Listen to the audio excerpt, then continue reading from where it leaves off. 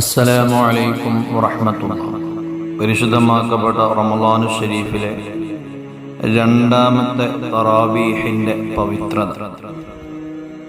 നാം തറാവി നമസ്കരിക്കുന്നതോടുകൂടെ അതിൻ്റെ പ്രതിഫലം പരിപൂർണമായി നമുക്ക് കരസ്ഥമാക്കാൻ സാധിക്കുകയും നാം തറാവീഹ് നമസ്കരിക്കുന്നത് കൊണ്ട്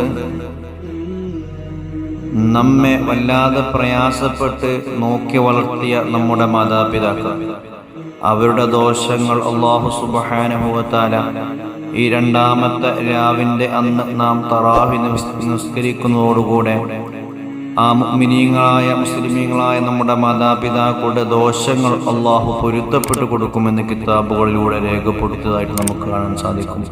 അല്ലാഹു നമ്മുടെയും നമ്മുടെ മാതാപിതാക്കളുടെയും എല്ലാ ചെറുതും വലുതുമായ ദോഷങ്ങൾ പൊരുത്തപ്പെട്ടു തരുമാറാവട്ടെ. ആമീൻ യാ റബ്ബൽ ആലമീൻ.